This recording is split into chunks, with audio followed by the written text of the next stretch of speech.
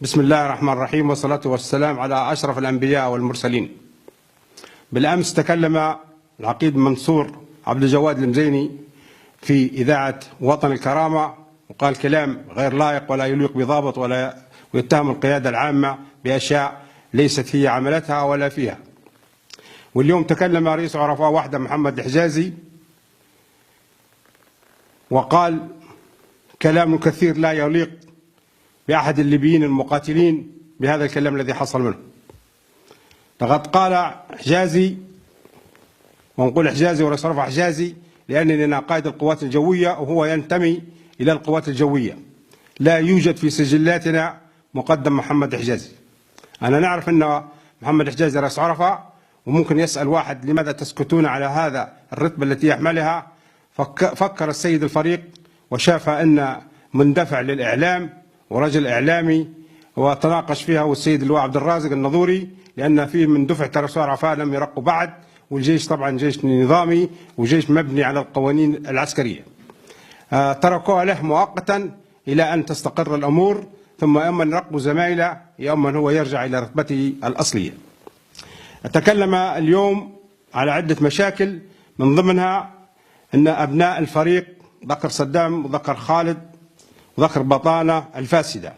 أبناء الفريق أنا عايش مع الفريق جوا نفسي معاهم وفي المكان اللي موجودون فيه، هم أبناء رجال محترمين، رجال شجعان. يقول لك دخلوا المحاور ضحلوا، وصدام أصيب في رجله في أحد المحاور، وخالد أيضا ماسك سرية الحراسة، وطبعا هو قاعد موجود الوحدة. السيد الفريق يبي من يخدمه، من يستقبل ضيوفه، من يشرف على أكله، لعل العدو يتسرب إلينا ويسمم الأكل. ولذلك هؤلاء الشباب هم من بدأوا معنا من الكرامة من أول يوم، ومازالوا موجودين معنا ويمتازوا بالأخلاق. ومن ضمن أنا ما يندهلش إلا يا عمي صقر، نظرا لفرق السن ونظرا لسني مقاربة من ولدهم، لم نلتمس منهم أي عجرفة أو أي غطرسة أو أي إهانة لأي واحد. وكلفوا بمهام خارج ليبيا، مثلا نشر سلاح من دولة معينة، من نبعث أو لمن نبعث ابنه، لأن ابنه لن يسرق هذه النقود وسوف يأتي بها ويأتي بالسلاح، وأنا شهيد على ذلك وشهيد على عصر ثورة الكرامة من الأول وحتى الآن. قال أيضا هناك البطانة الفاسدة، يقصد بها أيوب الفرجاني وبعض الإداريين، وأيضا نحن من ضمن البطانة اللي نشتغل معاه رؤساء أركان واللواء عبد الرازق، نحن من ضمن العاملين. يبقى هو شملنا هذا الكلام، ولم نلاحظ عليهم أي مشكلة وإلا الاحترام والتقدير. ونقول شيء للليبيين، أن كل العناصر اللي في الجيش وعلى المستوى المدني والمستوى السياسي هم كلهم عناصر جديدة وعلى مسؤوليات جديدة. كل من كان في العهد السابق وحولوا ودخل مكانهم شباب ورجال وقادة جدد. أكيد في أخطاء، أكيد ننظم أنفسنا، أكيد نرجع لقوانيننا إلى أن تسير المسيرة وننتصر على عدونا. هناك بسم الله الرحمن الرحيم آية لم يكن في خصام بين المسؤولين. بسم الله الرحمن الرحيم: يا أيها الذين آمنوا اطيعوا الله وأطيعوا الرسول وأولي الأمر منكم، فإن تنازعتم في شيء فردوه إلى الله والرسول إن كنتم تؤمنون بالله واليوم الآخر، ذلك خير وأحسن تأويلا. صدق الله العظيم. طبعا نحن ليس في عهد الرسول، نحن في عهد بعيد عن الرسول، ولكن نرده إلى القانون وإلى الشريعة وإلى كتاب الله. كان الأجدر بالسيد محمد الحجازي رئيس عرفاء محمد الحجازي أن يعمل تقرير وبشجاعة يقدمه للسيد الفريق، يقول له فلان عمل كذا وعمل كذا وعمل كذا، والفريق يحولها للمدعي العام. مدعي العام تحقيق فيها وكلاء نيابة عسكريين ومدنيين، يتم التحقيق بالكامل والتحري وضبط الجرائم وأي شيء من هذا القبيل، ويحال للمحكمة ويطبق المواد التي أقرها الدستور الليبي. هذا كان يحصل من السيد الحجازي وهذا اللي حصل. أيضا تحدث على أن الذخائر ما توزعش بالتساوي، أو الذخائر تباع، أو الذخائر، وكثر من هذا الكلام.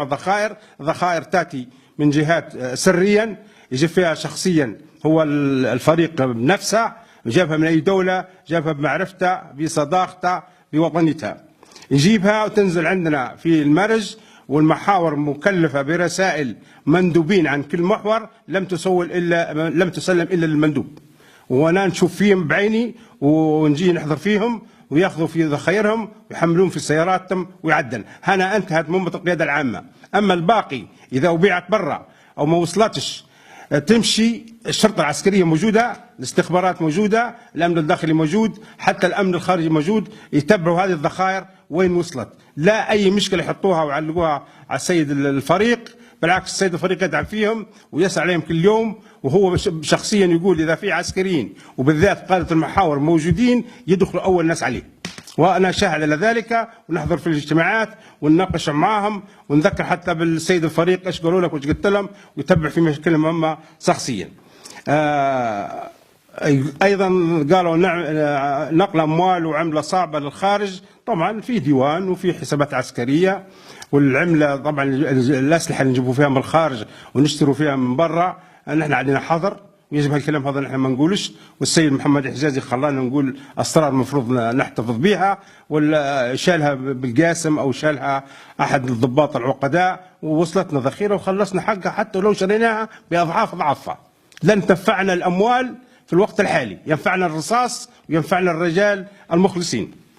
ايضا تكلم وتحدث عن بعض الضباط، ذكر منهم العقيد بو خماده، وذكر العقيد المهدي البرغثي والعقيد جمال. هذول رجال قاده محاور وقاده القوى الصاعقه، وذكر بيكون منهم مجلس عسكري. هذا التفكير غلط، دليل على ان محمد الحجازي ما فهمش ما هو المجلس العسكري وما المقصود المجلس العسكري وامتى يكون مجلس عسكري. لما المجلس العسكري تكون بلاد على حاوه الانهيار التام، ممكن واحد يقول لك لا منهارة توا، لا مش منهارة توا. نحن عندنا برلمان وعندنا حكومه شرعيه وعندنا قائد عام وعندنا رئيس اركان عامه ورؤساء اركان الصنوف، هذول كلهم معتمدين من النواب يحملوا الشرعيه. ولذلك المجلس العسكري لما يكون في مجلس عسكري ويشكل مجلس عسكري، اخر لحظه السيد القائد الاعلى يكلم القائد العام ويقول له استلم زمام الامور البلاد. هناك المجلس العسكري يستولي على كل شيء لصالح الوطن ولصالح الشعب. المجلس العسكري معناها لغينا البرلمان، معناها لغينا الحكومه المؤقته، ولغينا حتى الحكومه القادمه اذا ربي وفقهم كانت حكومه صالحه. هو لو شكل مجلس عسكري بهؤلاء الضباط، يعني الضباط نخسرهم في المحاور، هو ما فكرش فيهم، وضباط قاده شرفاء واجتمعوا بينا ويجوا دائما الفريق ويعرضوا في الخطط نتاعهم وياخذوا في ذخائرهم وياخذوا في ترفيههم لجنودهم. المجلس العسكري اللي قاله هو عليه هذا خطأ لن يكون الآن، وكل الناس اللي متعلمة اللي فاهمة حتى نقدر في هذا الكلام.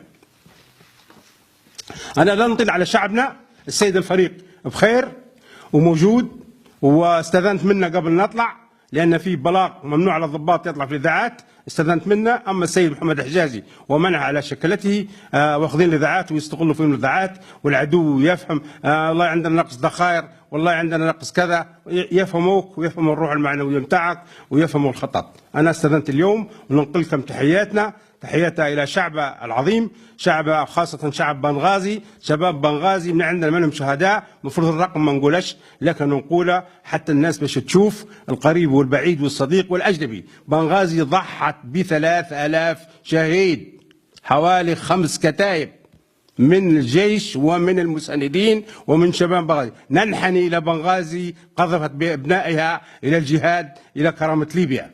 ولذلك الشهداء هذوم ما فيش حد يجي يساوم فينا، نحن لا نتدخل في السياسة هذه تعمية الفريق. خذوا بالكم السياسة لها، السياسة للبرلمان، السياسة للحكومة، وهم قدام شعبنا. إذا غلطوا سينعلم التاريخ، وإذا تصدوا وخذونا إلى البرلمان سيشكرهم التاريخ ويشكرهم شعبنا إلى الأبد. نحن الجيش ندرب، نلم في انفسنا، ننظم في أرواحنا، نجهز المعركة، نجهز النصر بنغازي، النصر في درنا، في إجدابيا، في النوفلية، في سرت، في صبراتا. شوف الأسماء اللي كررتها، يبقى بلادنا محتلة، بلادنا محتلة من الدولة الإسلامية في العراق اللي هم الخوارج اللي ذبحوكم، ذبحهم الصاعقة 503 ضابط وضابط صف، اغتيلوا ضباط القوات الجوية في بنغازي. بنغازي تألمت، بنغازي هجرت، بنغازي تعبت. كان بالأجدر الناس اللي تطلع الصحافة زي حجازي وغيرها يقولوا كلمة خير ويجيبوا ما عندهم من تقارير ضد في الجيش أو حد فاسد. جل من لا يخطأ، جل من لا يخطأ.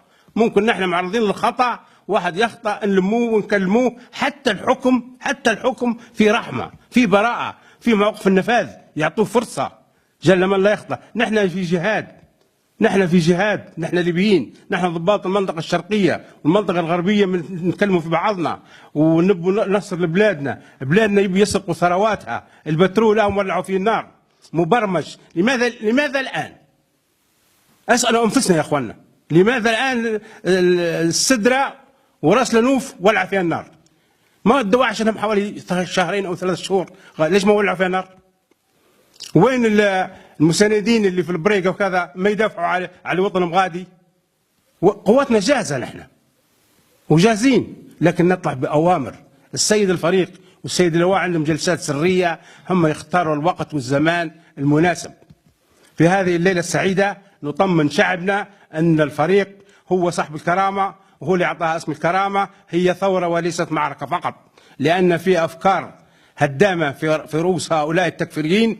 هؤلاء نحن نقضي عليهم، غيرنا وجه الأرض، نرد الأمن والأمان لبلادنا والسلام، وينعم بالسلام في وسط العالم. سمعتنا سيئة من الدواعش ومن وراء الدواعش، وراهم حكومات ودول كبرى. سنصل إلى الخيوط ونقطع ذنبهم ونقطع حتى ديولهم مع ذنبهم يا أبو بتر. ولذلك يعني نطمن شعبنا من جديد. الفريق يهديكم تحياته، اللواء عبد الرازق يهديكم تحياته، الطيارين سلاح الجوي موجودين معاكم وبينكم يهديكم تحياتهم، رجال المدفعية، رجال المحاور، أبطال المحاور، الجنود ضباط صف والمساندين، لعلي ننسى من بحد ما ذكرتش بالاسم، ولكن هم أبطال بالفعلا ويصدوا في العدو. كفاية أن أعطينا 3000 شهيد، وما زلنا ننطلق إلى جدابيا وننطلق إلى درنا. وعلى الليبيين اللي هم داخل دواعش أو من أجل المال، عليهم أن يتوبوا ويرجعوا الهلم، ودولتنا رحيمة وقضاءنا رحيم وقضاءنا نزيه. ونكرر كلامي الأخير، الدفاع عن ليبيا مطلوب من كل واحد، الحفاظ على السلاح مطلوب كل واحد، التدريب على كل واحد. الناس اللي ما زالت راقده ما جاتش عليها ان تتحرك، لان نحن موجودين في سله واحده. سله واحده معناها نتكسر مع بعضنا، ينوضوا مع بعضنا. وعليكم، عندكم ابناء وعندكم نساء وعندكم شيوخ حيذبحوا قدامكم، والدول الكبرى اللي نشوفوا فيها اللسان في الدواعش لن يتمنوا لنا الخير. ونحن ننتظر ماذا حكومتنا تفعل وماذا ستفعل مجلس النواب، ووقت جهاد بالكلمة وبالقلم وبالرصاص. والسلام عليكم ورحمة الله، وليلتكم سعيدة وما تسمعوا الدعايات من حد.